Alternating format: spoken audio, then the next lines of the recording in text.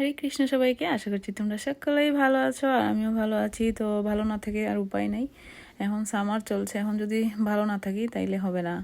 কারণ এই যে দেখো, আমি চলে গেছি হচ্ছে বাইরে গার্ডেন করতে। প্রত্যেক বছরই আরও আগেই এই গাঁদা ফুলের গাছগুলো লাগানো হয়, এবার একটু দেরি হয়ে গেল। তো মেরিগোল্ড অনেকগুলো নিয়ে আসছে, প্রভু নিয়ে আসছিল।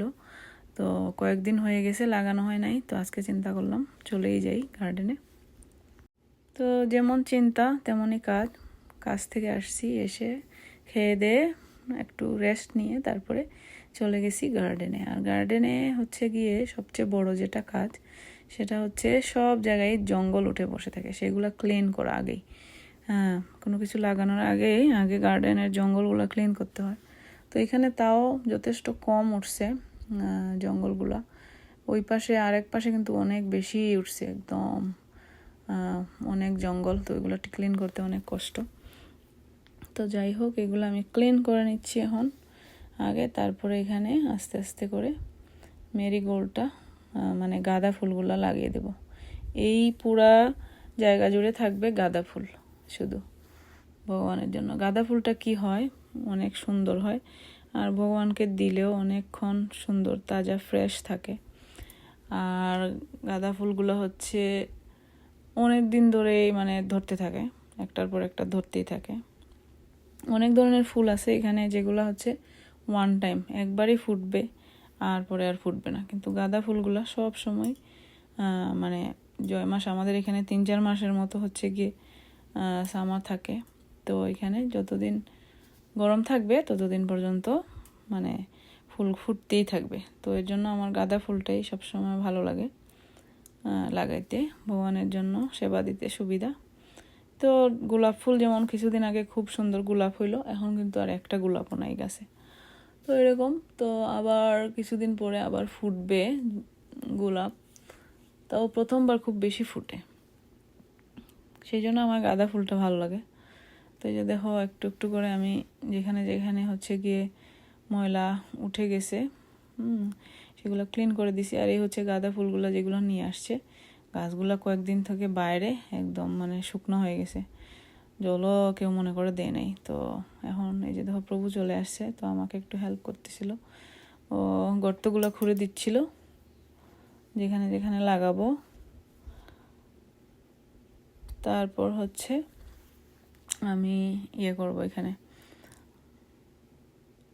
গার্ডেন সয়েলটা দিয়ে দিব গর্তের মধ্যে, যেটা দিলে হচ্ছে ফুল গাছগুলো খুব দ্রুত বেড়ে যাবে। তো এটা হচ্ছে একটা মিরাকল গ্রো একটা সয়েল।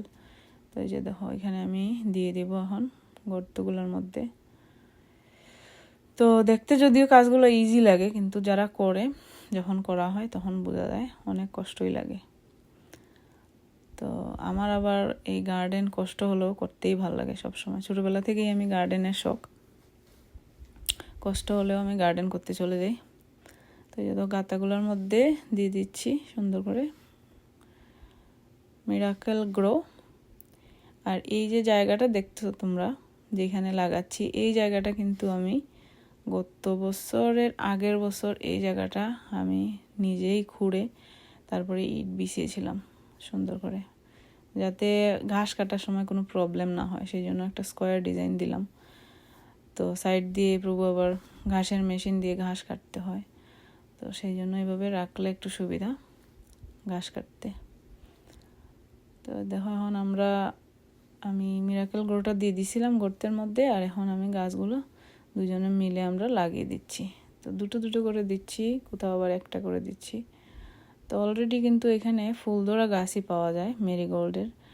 তো কী জন্য আমি এগুলো নিয়ে আসি বাইরে থেকে, বীজ দিয়ে লাগাইলেও হয়, কিন্তু বীজ দিয়ে লাগাইলে কি হয়, গাছগুলো এত বড় হয় কিন্তু ফুল বেশি আসে না।